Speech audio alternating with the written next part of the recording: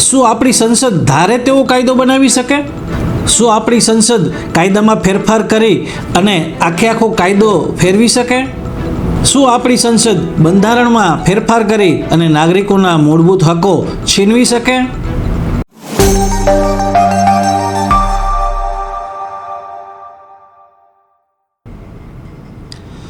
મિત્રો, આ પ્રશ્નના જવાબ 1973માં આપણા દેશની ઉચ્ચતમ ન્યાયાલય એટલે કે સુપ્રીમ કોર્ટે આનો જવાબ આપ્યો છે.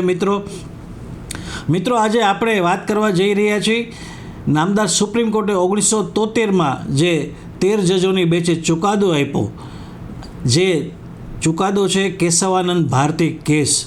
મિત્રો, આ ચુકાદામાં માત્ર એક જજની બહુમતીથી એટલે કે આજ 13 જજોમાંથી 7 જજોએ ચુકાદાની તરફેણ કરી હતી અને 6 જજોએ ચુકાદાની તરફેણ નહોતી કરી. એની વિરુદ્ધમાં હતા. માત્ર એક મતે આપણી જે લોકશાહી છે એ બચી શકી છે. મિત્રો આપણે જે આ મહાન કેસની ચર્ચા કરવા જઈ રહ્યા છીએ એ છે કેશવાનંદ ભારતી કેસ. જી હા મિત્રો, આ કેસની પૃષ્ઠભૂમિ સમજવા માટે આપણે 1950 અને 1970ના દાયકામાં પાછળ જવું પડશે.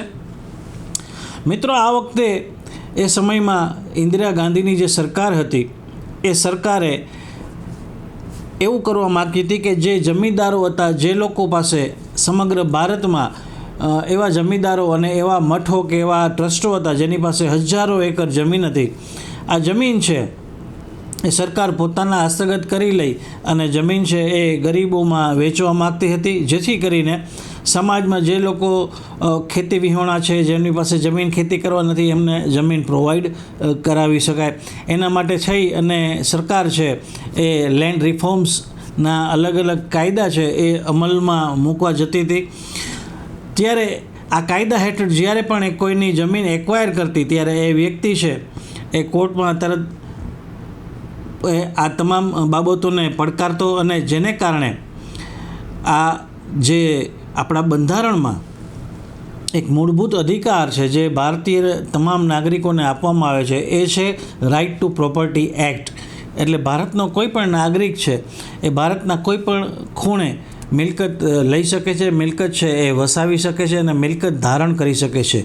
આ મૂળભૂત અધિકારને કારણે જે કોઈ પણ વ્યક્તિઓની કે જે જમીનદારોની, જે લોકોની જમીનો એક્વાયર કરવામાં આવતી, સરકાર પોતાના હસ્તગત લઈ લેવાનો પ્રયાસ કરતી, એ લોકો કોર્ટમાં પિટિશનો દાખલ કરતા અને સ્ટે મળી આવતા હતા. એને કારણે સરકાર અને જ્યુડિશરીમાં એક ઘર્ષણ ઊભું થયું અને એક મોટી લડાઈ અસ્તિત્વમાં આવી. મિત્રો આ વખતે હવે એન્ટ્રી થાય છે આ કેસના મુખ્ય હીરો કેશવાનંદ ભારતીજીની. મિત્રો, કેશવાનંદ ભારતી એ કેરળના એક નાના એવા ગામમાં એક મઠ ધરાવતા હતા. એડનીર મઠ એમના મઠનું નામ હતું. આ મઠ પાસે હજારો એકર જમીન હતી, જે કેરળ સરકારે લેન્ડ્સ રિફોર્મ્સના કાયદા હેઠળ એ જે જમીનો છે એનો વહીવટ પોતાના હસ્તગત કરી લીધો, જેને કારણે આ મંદિર કે આ મઠની આવક છે એ સાવ બંધ થઈ ગઈ અને જે ધાર્મિક કાર્યો આ મઠ દ્વારા કરવામાં આવતા હતા એ કાર્યો અટકી પડ્યા.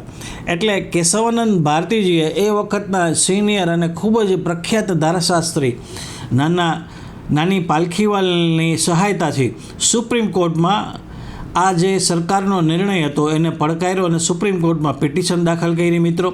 મિત્રો એમની જે પિટિશન દાખલ કરવામાં આવી હતી એના જે મુખ્ય મુદ્દા હતા એમાં સૌપ્રથમ જે મેં કીધું એ કે રાઇટ ટુ પ્રોપર્ટી એક્ટ એને ચેલેન્જ કરવામાં આવ્યો. બીજું કે આર્ટિકલ 14 કાયદા સમક્ષ સમાનતા એ પિટિશનનો મૂળભૂત જેને કહેવાય મુદ્દો હતો. અને આર્ટિકલ 19(1)(f) મિલકત ખરીદવાનો અને રાખવાનો અધિકાર, અને આર્ટિકલ 26 ધાર્મિક સંસ્થાઓનું સંચાલન કરવાનો અધિકાર.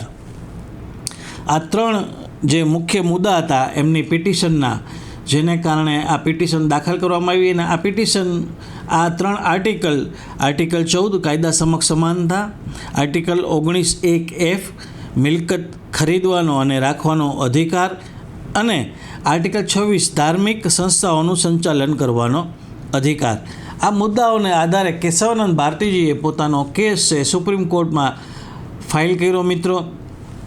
મિત્રો, સ્વામીજીનો આ કેસ તો છે એ માત્ર એક નિમિત્ત હતો, પણ અસલી લડાઈ એ હતી કે ભારતની જે સર્વોચ્ચ સંસ્થા છે, જે પાર્લામેન્ટ છે, જે સંસદ છે, એની પાસે બંધારણમાં ફેરફાર કરવાની અમર્યાદ શક્તિ છે કે નહીં? આ જે પ્રશ્ન છે એ આ કેસમાં ડિસાઇડ કરવામાં આવ્યો છે મિત્રો. તો મિત્રો ચાલો આગળ ચાલીએ. આ કેસની યાત્રામાં હું તમને આગળ લઈ જાઉં અને આ કેસમાં આગળ જે અરજદાર પક્ષ છે એમના તરફથી શું દલીલ કરવામાં આવી હતી, સરકાર પક્ષે શું દલીલ કરવામાં આવી હતી, એની પણ આપણે ચર્ચા કરીએ મિત્રો. આ જે કેસ છે એમાં સુપ્રીમ કોર્ટ પાસે જે 3 મુદ્દા ડિસાઇડ કરવાના હતા, એમાંનો મુખ્ય પહેલો મુદ્દો એ હતો કે આર્ટિકલ 368 હેઠળ સંસદ પાસે બંધારણમાં ફેરફાર કરવાની અમર્યાદિત સત્તા છે. બીજો મુદ્દો હતો કે સરકાર કે સંસદ છે, પાર્લામેન્ટ છે, એ બંધારણમાં સુધારા કરી અને નાગરિકોના મૂળભૂત અધિકાર છે એને નાબૂદ કરી શકે, મૂળભૂત અધિકારોને છીનવી શકે. અને ત્રીજો મહત્ત્વનો જે મુદ્દો હતો કે ઇન્દિરા ગાંધી સરકારે 24, 25 અને 29માં જે એમેન્ડમેન્ટ બંધારણમાં કર્યા હતા, આ એમેન્ડમેન્ટ દ્વારા ઇન્દિરા ગાંધી સરકારે સુપ્રીમ કોર્ટની સત્તાને ઓછી કરી હતી અને જમીન સંપાદનના જે એક્વાયર કરવામાં જે હર્ડલ્સ હતા એને દૂર કરવા માટે થઈને સંસદની સત્તાનો એને ઉપયોગ કર્યો અને સુપ્રીમ કોર્ટની સત્તાને એમાં ઘટાડવામાં આવી હતી.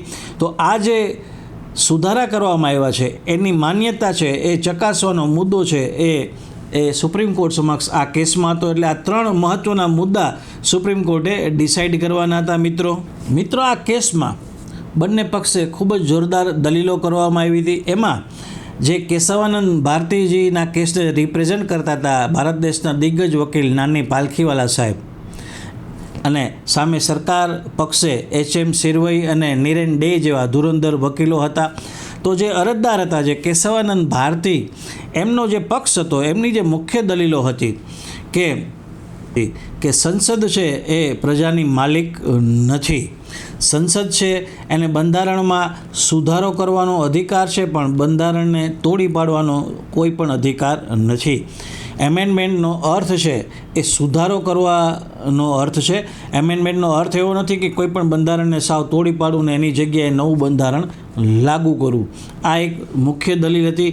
બીજી દલીલ હતી કે પાર્ટ 3 એટલે કે બંધારણના પાર્ટ 3માં જે મૂળભૂત અધિકારો આપવામાં આવ્યા છે એ પવિત્ર છે, એ લોકશાહીનો સ્તંભ છે, એને ક્યારેય પણ છીનવી શકાય નહીં, એને ક્યારેય પણ નાબૂદ કરી શકાય નહીં. સંસદ પાસે ગમે તેટલી અમર્યાદ શક્તિ કેમ ન હોય, પરંતુ આ જે મૂળભૂત અધિકારો છે એને સંસદ છે એને અડી શકતી નથી. એમાં સુધારા વધારા કરી શકે પણ એનો નાશ કરી શકે નહીં. ત્રીજો મુખ્ય મુદ્દો હતો કે લોકશાહી જોખમમાં મુકાઈ જશે જો સંસદ પાસે અમર્યાદ પાવર હશે, અમર્યાદ શક્તિ હશે, તો કાલ સવારે કોઈ પણ પક્ષ છે એ બહુમતીના જોરે આખું બંધારણ છે એને નષ્ટ કરીને લોકશાહી છે દેશમાં ખતમ કરી નાખે અને સરમુખત્યારશાહી પણ એ લાવી શકે.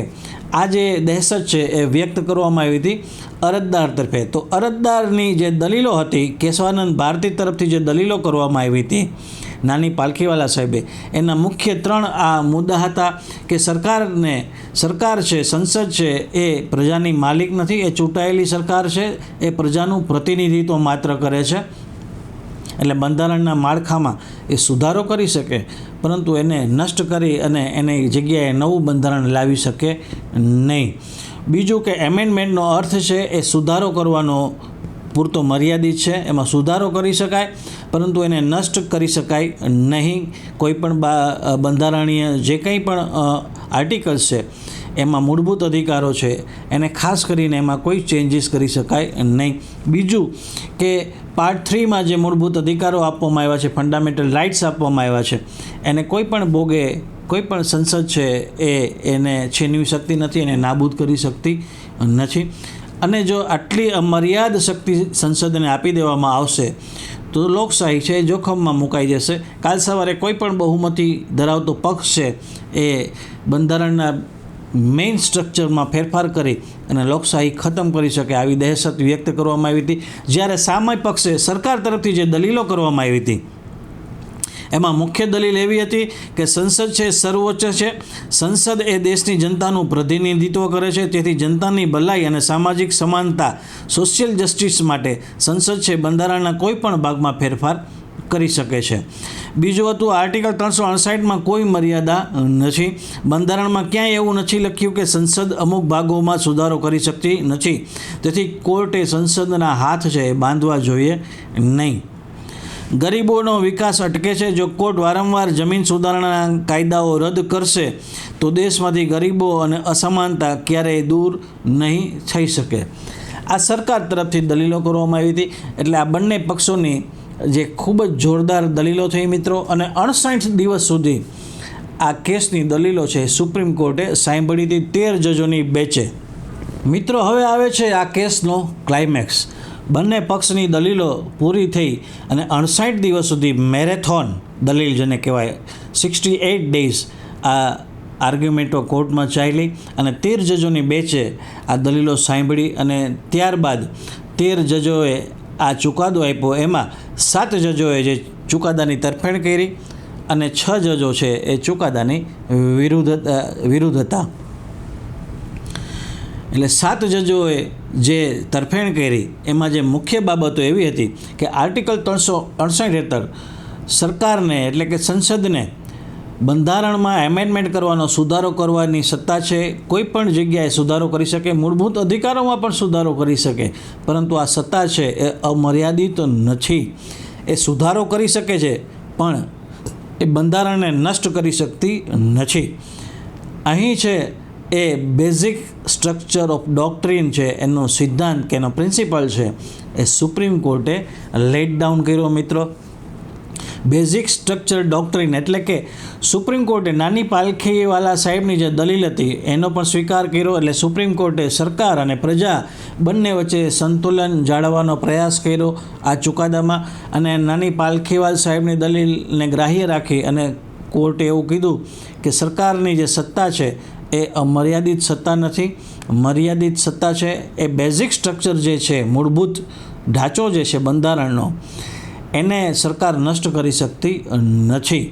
બેઝિક સ્ટ્રક્ચર એટલે હું તમને એક ઉદાહરણ આપીને સમજાવું કે કોઈ પણ મકાન છે એમાં તમે રંગરોગાન કરી શકો, નવું ફર્નિચર મૂકી શકો, બારી બારણા બદલાવી શકો, બધું કરી શકો, પરંતુ તમે એના પાયાને ખોદી શકો નહીં. જો એના પાયાને ખોદવામાં આવે તો એ મકાન છે એનો ઢાંચો જ આખો નષ્ટ થઈ જાય. એટલે સુપ્રીમ કોર્ટે આ જે બેઝિક સ્ટ્રક્ચર છે બંધારણના એમાં કઈ કઈ બાબતોનો ઉલ્લેખ કર્યો તો સૌપ્રથમ એને કોઈ મોટું લિસ્ટ તો નથી આપ્યું, પણ મુખ્ય બાબતો જે ગણાવી એમાં જે છે લોકશાહી અને પ્રજાસત્તાક સ્વરૂપ એટલે કે ડેમોક્રેસી. એટલે સરકાર છે એ કોઈ પણ ગમે તેવો કાયદો લઈ આવીને લોકશાહી ખતમ કરી શકે નહીં. એટલે લોકશાહી છે એ કોઈ દી સરકાર છે ખતમ કરી શકે નહીં, કોઈ પણ જાતના ફેરફાર લઈને. એટલે આપણી લોકશાહી છે એ જળવાઈ રહેવી જોઈએ. બીજું ધર્મનિરપેક્ષતા એટલે સેક્યુલર. ભારત છે એ હંમેશા સેક્યુલર દેશ રહેશે. બંધારણમાં કોઈ પણ ફેરફાર કરીને કોઈ પણ સરકાર છે એ ધર્મનિરપેક્ષતા છે એને નષ્ટ કરી શકતી નથી. એના પછી ન્યાયિક સમીક્ષા એટલે કે જ્યુડિશિયલ રિવ્યૂ. એટલે કોર્ટ પાસે કાયદાની સમીક્ષા કરવાની જે સત્તા છે એ અકબંધ રહી. એ સંસદ છે એમાં પણ કોઈ ફેરફાર કરી શકે નહીં. અને બીજું છે સત્તાનું વિભાજન એટલે સેપરેશન ઓફ પાવર્સ. એટલે કે કારોબારી, ધારાસભા અને ન્યાયતંત્ર વચ્ચેનું સંતુલન જળવાઈ રહેવું જોઈએ. આ 4 બાબતો મુખ્ય છે એ નામદાર સુપ્રીમ કોર્ટે આ કેસમાં ડિસ્કસ કરી અને લેટ ડાઉન કર્યું. એટલે બેઝિક સ્ટ્રક્ચર ડોક્ટ્રીન છે એ સમજાવવાનો પ્રયાસ કર્યો કે આપણા બંધારણના જે 4 મૂળભૂત પાયા છે એ કયા છે, અને એમાં કોઈ દિવસ સરકાર છે એને નષ્ટ કરી શકતી નથી, કોઈ પણ સરકાર. મિત્રો આ ચુકાદા પછી બેઝિક સ્ટ્રક્ચર ઓફ ડોક્ટ્રીનનો સિદ્ધાંત છે એ માત્ર કાગળ ઉપર નથી રહ્યો, આની વ્યાપક અસરો થઈ. તો આની વ્યાપક અસરો શું થઈ એની આપણે ચર્ચા કરીએ તો વર્ષ 1975માં ઇમરજન્સી જ્યારે લાગુ કરવામાં આવી હતી ત્યારે પણ તે વખતની ઇન્દિરા ગાંધી સરકારે આ સુપ્રીમ કોર્ટની સત્તા કે બેઝિક સ્ટ્રક્ચર ડોક્ટ્રીનના સિદ્ધાંતને કારણે જ ન્યાયતંત્ર છે એ સ્વતંત્ર રહી શક્યું. જો આ ચુકાદો ન આવ્યો હોત તો એ વખતે 1975માં પણ સરકાર ઇમરજન્સી લાગુ કરી અને ન્યાયતંત્રને પણ પાંગડું કરી નાખત. પરંતુ આ ચુકાદાને કારણે આપણી આ લોકશાહી છે એ અકબંધ રહી. મિત્રો તમારા અને મારા જેવા સામાન્ય માણસોના જે અધિકારો છે એ સુરક્ષિત રહી શક્યા છે માત્ર એક વોટથી. આ યાદ રાખજો તમે. 13 જજોની બેચમાં 7-6થી આ ચુકાદો પાસ કરવામાં આવ્યો છે. એટલે માત્ર એક વોટ છે એને જે ફેવર કરી જનતાની, એને કારણે આપણી લોકશાહી છે આજે ટકેલી છે.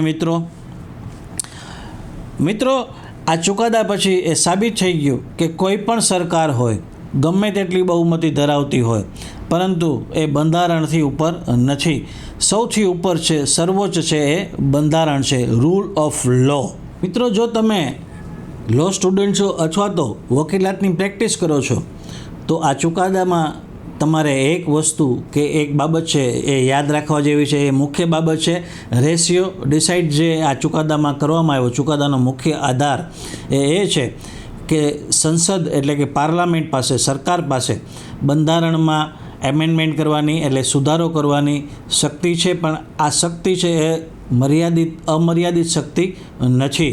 સરકાર ગમે તેટલી બહુમતી ધરાવતી હોય તો પણ બંધારણના બેઝિક સ્ટ્રક્ચરને એ બદલીને નષ્ટ કરી શકતી નથી. આ મુખ્ય બાબત છે એ ડિસાઇડ કરવામાં આવી. બીજું કે આ આખા ચુકાદામાં આર્ટિકલ 368 એટલે કે સરકારની બંધારણમાં એમેન્ડમેન્ટ કરવાની સત્તા, આર્ટિકલ 13 મૂળભૂત જે અધિકારો ફંડામેન્ટલ રાઇટ્સ અને આર્ટિકલ 19 મિલકત રાખવાનો અધિકાર, આ 3 મુખ્ય આર્ટિકલોની આસપાસ છે એ આખો ચુકાદો છે એ ફરે છે.